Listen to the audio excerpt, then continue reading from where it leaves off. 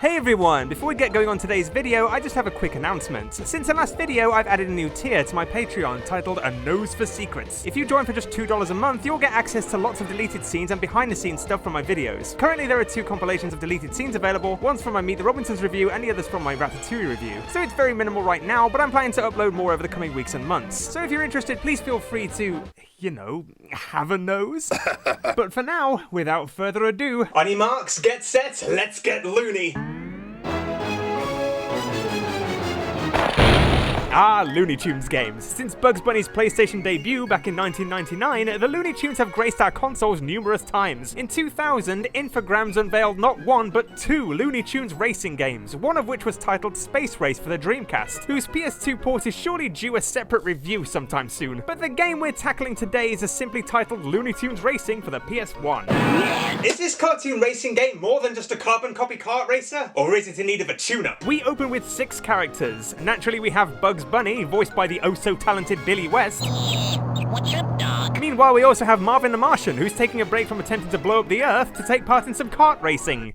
On Earth. Because why not? There's also Wile E. Coyote, who takes the helm of a rocket car, which is fast enough to win a race, and yet he still struggles to catch that elusive roadrunner, gosh darn it. Daffy Duck is, of course, part of the main ensemble too, with a frankly bizarre cart in the shape of a duck bill, which I guess is kind of like having a car shaped like your own mouth, which is kind of weird if you think about it too much. Despite having been in only 5 cartoons in the Golden Age, the Tasmanian Devil is present here too. Wanna go for a spin? Wait, Taz can drive? Well, if that's not an incentive to take up lessons, I don't know what is. And the remaining of the main 6 is Lola? Oh, come on, really? Porky's been a Looney Tunes stalwart since 1935, and Lola's usurped his throne? Well, it is the new millennium, I guess. Gotta make room for some prominent female characters. But I'm sure she'll prove to be an empowering example. Girl power! Oh dear God. Anyways, you can probably tell, this is essentially a Crash Team Racing ripoff, but it's a surprisingly well-made one. The championship consists of 3 stages, Rascal, Stinker, and Despicable. Completing all 3 stages of the championship with one of these main characters sees them rewarded with a wish from Smokey, the Jim Backus voiced genie from 1948 cartoon Aladdin Is Lamp.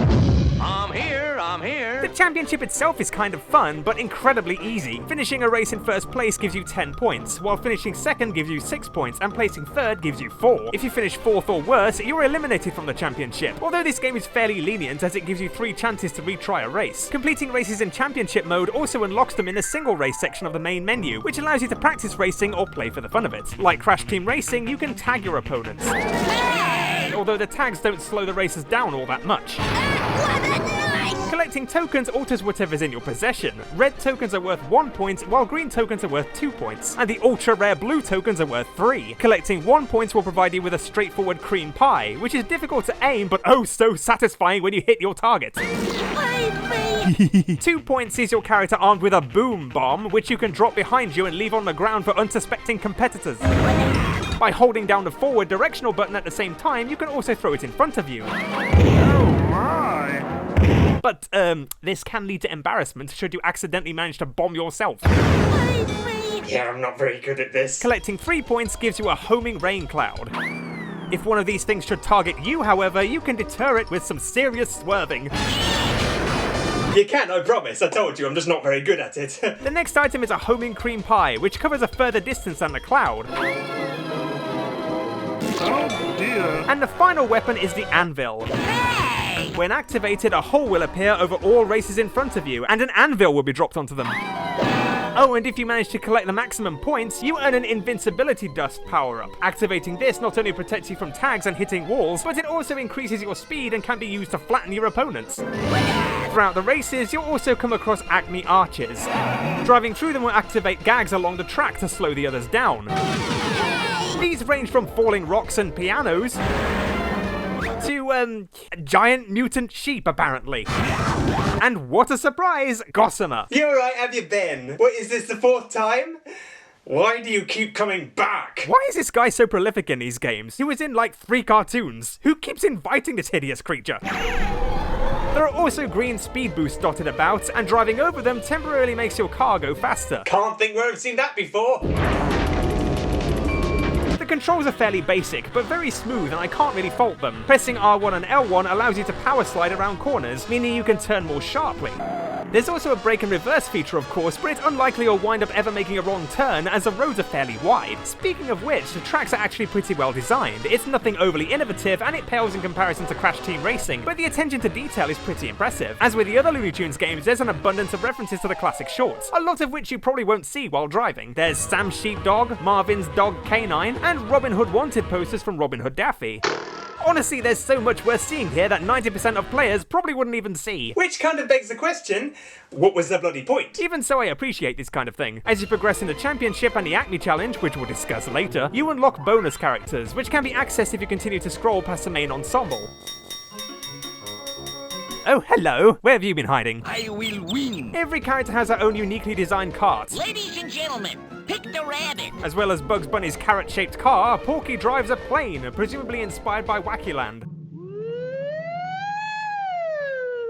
And Foghorn Leghorn drives a tractor. Oh, Lily. Bet you can't wait to unlock that one. The carts not only look good, but they all control differently too. Most larger characters have a tough time accelerating at the starting line, while others, like Rocky's cart, are fast to begin with and have better handling. One of the worst carts for me is Yosemite Sam's. You could argue it has better handling than most of the others, but it turns so sharply and I can't help but crash most of the time. For some reason, Sylvester seems to be my good luck charm. His cart doesn't appear to be anything special, but I tell you what, he's won me countless races. He's good, I'm not kidding around. I'm sorry, please forgive me. And not only that, but all but 2 characters have their own quotes that they say during the races. Silly earthlings. Pressing the circle button not only allows you to tag opponents, but if you happen to have no tokens on you, your character will say something unique. I'm gonna win, mon frere. Wily and Hector are mute for some reason, despite the fact that they both actually talk. Allow me to introduce myself. My name is Wile E. Coyote. Genius. Wily is kind of justified as he's mute in all the Roadrunner shorts, I guess. But they could have at least had some snarling dog noises for Hector, come on. Otherwise, many of the quotes are inspired by the shorts, which is a nice touch. Now looka, I say looka here. Now I say looky here.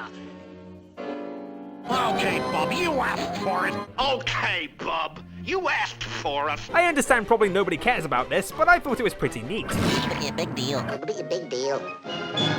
Even the late great June Foray reprises her role as Granny. Heavens to Betsy! Although sometimes the voiceovers can get a little annoying, particularly as they sometimes get stuck on a loop. Save me! Save me! Save me! Save me! Shut up. Yes, thank you, Daffy, we heard you the first time, and nobody's saving you. Deal with it. In fact, once you take the lead, it's actually quite amusing, as all you can hear is the sound of the other racers suffering. That wasn't Laughing at the misfortunes of others is one of my favourite hobbies, and this game really taps into that. The music is appropriately cartoonish. There are occasional glitches that see the music just stop out of nowhere, and honestly, without it, the game feels unsettlingly desolate and lonely.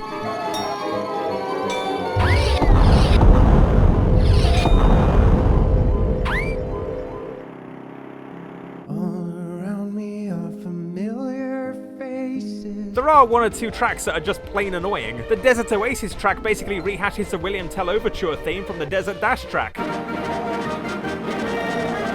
But adds a frankly irritating little ditty that plays repeatedly. And if this isn't annoying enough, this is one of the longest races in the game. I think I probably prefer the lonely silence to this. Music hater. Also, once you reach the final lap, the music speeds up a notch, which is a nice touch. Although it's kind of funny during the What's Opera Doc themed levels, as the guy singing Figaro sounds really pitchy as though someone just stepped on his toe or something. So what about those wishes? As I said earlier, should you win a championship with one of the 6 main characters, aside from receiving the coveted championship cup, Smokey grants you 1 wish. Your wish is my command. What do you want more than anything? Gee, well, I guess I'll be wanting all the carrots in the world then. Yeah, they don't aim high, do they? While some of the wishes are practical, some of these were clearly whipped up in 5 minutes. Lola, for example, wishes for, Come on, boys, let's boogie!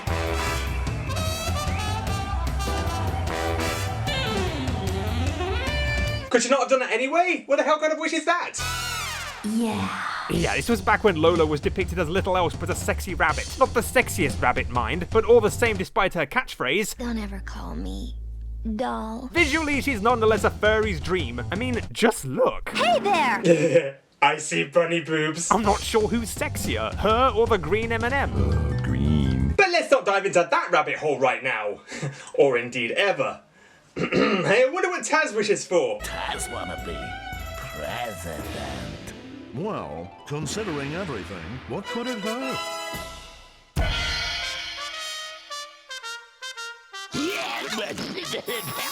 Well, I think we can agree that that gag has aged surprisingly well. I doubt anyone would even notice if that actually happened.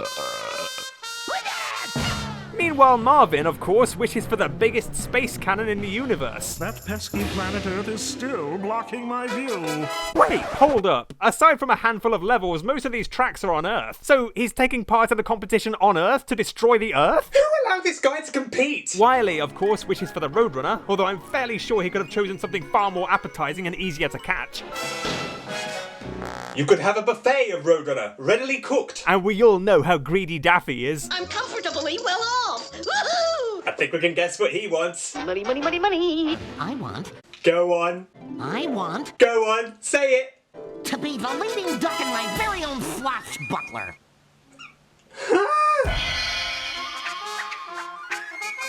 There really is no intelligent life on Earth, is there? I'm starting to think Marvin had the right idea.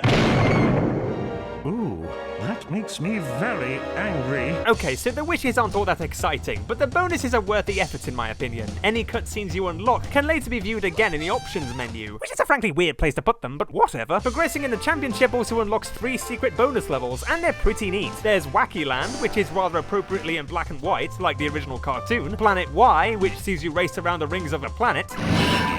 The planet Y, obviously. And there's the Acme Factory, which I'm so thankful is not part of the championship as it's laden with hazards. Holy mackerel! Oh, come on, was that Anvil really necessary? Have you seen this place? It's a death trap. You didn't have to overdo it. If you're bored with the championship and single races, there's also something called the Acme Challenge. Abracadabra! The idea being to earn at least bronze medals on every challenge to unlock artifacts to reopen the Acme Museum. These artifacts are also inspired by the classic shorts, including the disintegrating pistol, Well, what do you know? It's disintegrated. the tornado kit, and the iron carrot. Good carrot. Lots of iron. I get it. And these challenges really range in difficulty. It consists of 3 floors which must be completed in order. The final challenge of each floor is a one-on-one race with an unlockable character, which we'll talk about in a minute. Otherwise, most of the challenges are fairly standard. There are some that require you to retrieve a certain number of items in the time limit, and others that simply require you to complete time trials and finish races having tagged your opponent a certain number of times. These are pretty easy though, as you can easily reach first place and drop a load of bombs behind you afterwards. Sounds like he's quacking up. I'm not sorry. There are a couple of challenges that require you to finish the races without hitting the walls too often, and there's another one that sees you having to complete the race and collect the letters B, U, G, and S in order before reaching the finish line. How many bonus characters you earn throughout depends on your performance. In fact, once you've obtained all gold medals on floor 2, you get to control Smokey himself. Wait, isn't he the one refereeing this thing? Surely that's against the rules. Whatever. Hang on, he's a genie. Can't we just wish for the artifacts? Did nobody think of this when they won a race? All I got was carrots. Ain't I a stinker? Okay, so this is where I have some minor complaints. First of all, this game has a seriously uneven difficulty. The championship itself is so easy that it can become tedious. Every now and again you might encounter one racer who pips you at the post, but for the most part it's extremely easy once you get to grips with the controls. What's up, dog? The same cannot be said for the Acme Challenge. I mean, I guess that's why they call it a challenge, but hear me out, okay? Some of these levels are insanely difficult. The time trials are a pain, especially if you're aiming for the gold medal. You have to power slide around corners so precisely, and it's so easy to hit the wall by mistake. That said, it makes it feel all the more rewarding should you actually make it.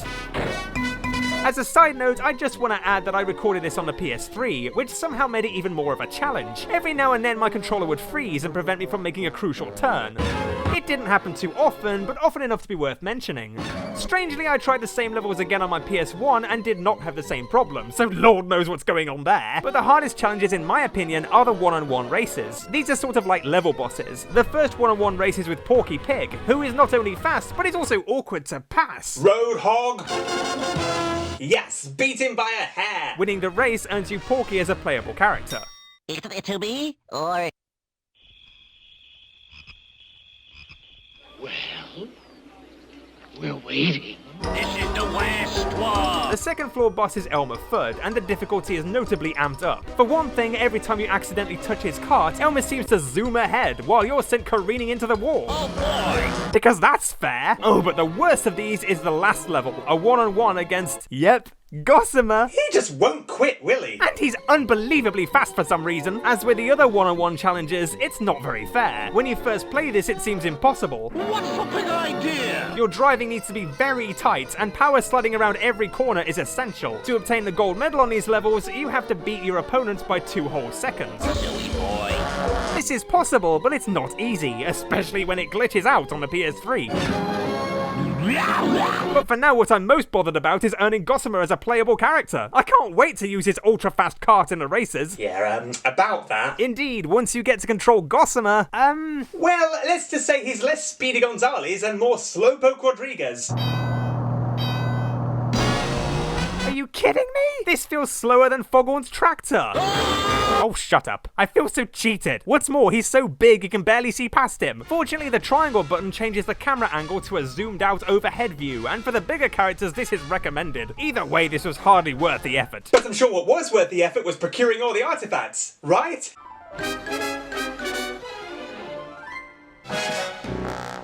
Well, that was a waste of time. Back to the old drawing board. Achieving bronze medals for all the challenges is enough to reopen a museum, but if you want to aim for silver or gold medals, there are more bonus characters to unlock, and kudos to them for referencing some of the more obscure characters. Why use? Then again, I have to question why some more major characters weren't included. What do you want now? Some of these are one-shot characters, and some are frankly lazy additions. I actually think adding Smokey as a playable character was a bit of a cop-out. Oh, you've done it. You've made me simply furious. As was Duck Dodgers, who's basically Daffy Duck in another skin, and a far more irritating card. It's genuinely horrible to control. Yikes! And away! Okay, I hate to be that guy, but Duck Dodgers never actually said that. It was Robin Hood Daffy. Yikes! And away! Well, I suppose we can let that slide. It's at least a Daffy Duck quote. I don't want to be that pedantic. So what else do you say? Hi-ho, tinfoil! Away! No! No, no, no, no, no! That was Drip Along Daffy! Hi-ho, tinfoil! Away! Good grief! Did they even watch the cartoon? Imbeciles! Also, if you manage to earn all gold medals on floor 3, which is by far the most difficult part of the game, and more than likely the last thing you'll do, you're rewarded with, the evil scientist. Oh. Nice to hear you're full of enthusiasm. I never knew this guy was so popular. He was only in that one cartoon, and yet it's referenced time and again. It's a great cartoon, don't get me wrong. It just feels strange considering how extensive the Looney Tunes filmography is. I mean, they added Hector. Why not Mark Antony? Or Claude Katz? Or Witch Hazel? Or anyone who was in more than one cartoon? Wow, that's possibly the best evil laugh I've ever heard. Or is it? Their choices of playable characters are also rather odd considering they're sometimes seen in the levels themselves. Like Gossamer, for example. Did I just flatten myself? That makes no sense. I demand an explanation. Oh, that's alright then. I knew there'd be a simple explanation. It's also kind of annoying that some of the bonus tracks you unlock can only be accessed in the multiplayer races. That's discrimination. It's not fair. It's not my fault I don't have any friends. If you are lucky enough to have friends, the multiplayer games are pretty good, although there is no option to race alongside the AI-controlled races. You can either play one-on-one or compete in tagging matches. Oh, my. You can set your preferred number of laps or tags for each game, and there's also something called a wacky tournament, which randomly selects some stages for you to complete, and the winner receives, well, nothing besides the satisfaction of winning. But it's all good fun. What's all the fuss about? On the whole, this game is nowhere near as challenging or loony as the likes of Space Race, but it's a fun diversion nonetheless, and it is fairly rewarding too, if a little too easy. Like I said earlier, I did have some issues during the Acme challenge with my controller freezing, but this was only on the PS3, so I'm not including this as a major criticism. Aside from the smooth gameplay itself, the many characters and quotes and subtle background details really show how much effort was invested in this game. The main issue is the difficulty. The championship and single races are a breeze, while some stages of the Acme Challenge are indeed a challenge. Overall, it might not be the looniest of the Looney Tunes games, but it's nonetheless proof that by this point, Looney Tunes games aren't out of gas just yet. Well, thank my lucky stars. Anybody got anything to add? That's all, folks. Could not have said it better myself.